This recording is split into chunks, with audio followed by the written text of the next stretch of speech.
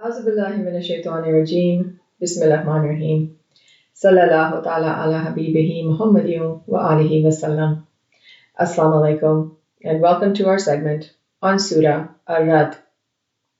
Inshallah, today we will begin Surah Ar-Rad and cover the first Ruku, verses 1 to 7. Surah Ar-Rad is a Meccan surah as it was revealed in Makkah. It is the 96th surah in Revelation order and the 13th surah in Quranic order.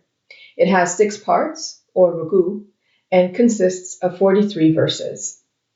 The name of the surah Ar-Rad means the thunder, causing tremor or commotion, and can be found in verse 13 of this surah.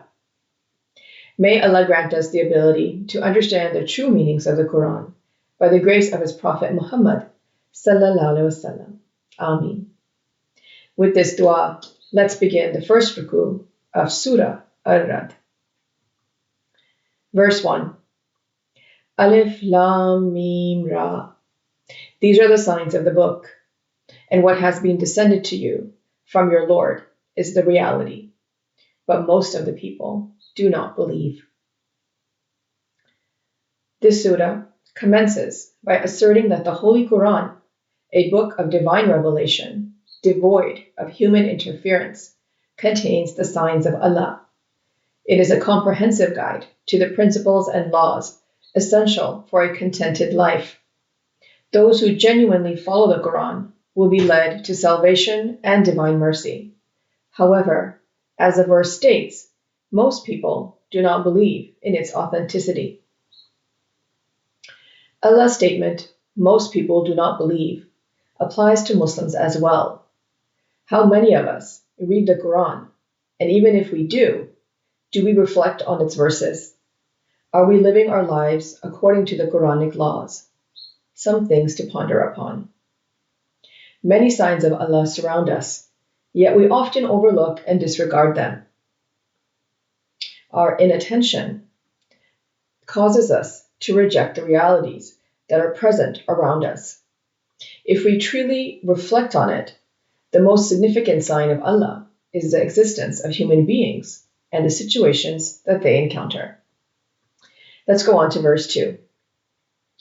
Allah is the one who raised the skies without pillars that you see. Then He established on the throne and subjected the sun and the moon, each running for a term appointed. He arranges the matter. He details the signs that you may, in the meeting with your Lord, be certain. This verse openly explains Allah's signs to us, which are evident everywhere. As we look around, we see innumerable things suspended without any visible support, and everything is running its course. One can't help but marvel over Allah's divine system and how things function. Allah is a true creator and owner, managing the entire system of the universe according to His laws. A fixed period is set for everything, and through these signs, Allah makes us aware that we also have an appointed term here in this world, and that will eventually come to an end, and we will be accountable for ourselves, standing in front of Allah, trying to seek His mercy. So why wait for that time to come when we can seek Allah's mercy now? Let's go on to verse 3.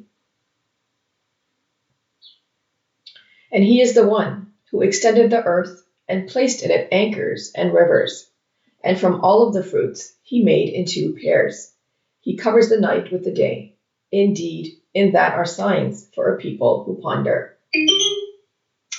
This verse encourages us to contemplate the beauty and intricacy of Allah's creation on earth. The land stretches out, the mountains stand tall, and rivers flow in continuity. Allah has designed a system of procreation that requires a pair to produce offspring, ensuring the sustainability of life on earth. The system of day and night provides us with the opportunity to work, rest, and play. All these signs are proof of Allah's existence, but only those who reflect upon them can truly comprehend the reality. Let's go on to verse 4. And in the earth are tracts, neighboring, and gardens of grapevines and crops, and palm trees growing from a single root, and not trees growing from a single root, watering with one water. And we cause to exceed some of them over others in the fruit. Indeed, in that are signs for a people who use reason. This verse highlights the diversity Allah has created in everything. There are distinct regions within what appears to be the same land, all interconnected. These regions boast a wide variety of gardens, plants, crops, and trees. Despite all of them being irrigated by the same water, each tree and plant looks different, has unique fruit with distinct tastes, and serves different purposes. As a result, some have an advantage over others. This diversity in Allah's signs can only be understood by those who reflect upon them with understanding. Through deeper reflection, they will learn why people's temperaments, characters, and morals differ even when they come from the same family or share the same mindset. Let's go on to verse 5. And if you are astonished, then astonishing is their saying. When we are dust, will we indeed be into a new creation? Those are the ones who have denied in their Lord, and those will have the shackles in their necks, and those are the companions of the fire. They will abide therein.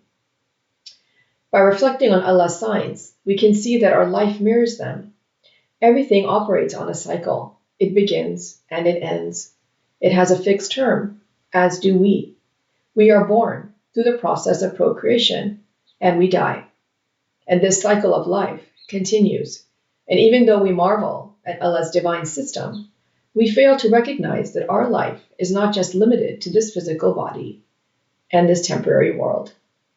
There's a hereafter, where we all must go, and those who deny in Allah, His signs, and His system of laws, do so based on their ignorance. They lack the scope and an open mind to act accordingly. By denying reality, these individuals only harm themselves and miss the opportunity for growth and security. So we should ask ourselves, do we fall into this category or not? Let's go on to verse 6. And they ask you to hasten the evil before the good, and verily has occurred from before them the similar examples. And indeed, your Lord is full of forgiveness for the mankind for their wrongdoing, and indeed, your Lord is severe in the penalty. This verse further describes the ignorant people.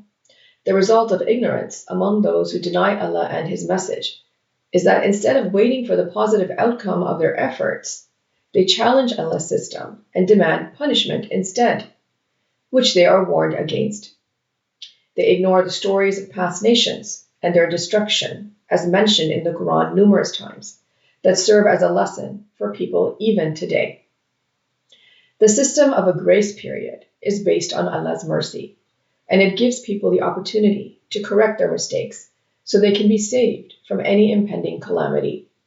However, those who view the grace period given to them as a weakness of the system are entirely wrong and are setting themselves up for disaster.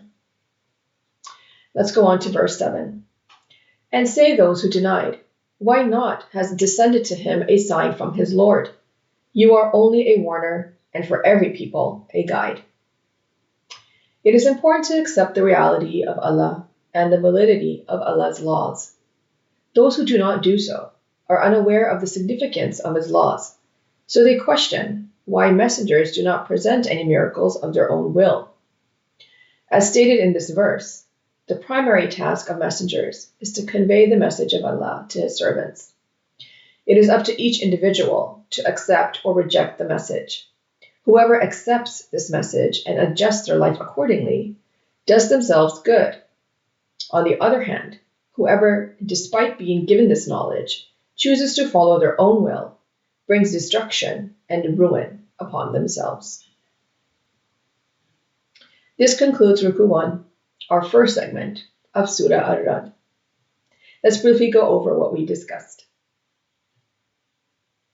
The universe we live in was created by Allah, who continues to manage it. The evidence of Allah's existence is present everywhere in the universe. By reflecting on the signs around us, we can come to know and recognize our real creator and owner. Observing these signs makes it clear that everything in the universe follows a cyclical pattern.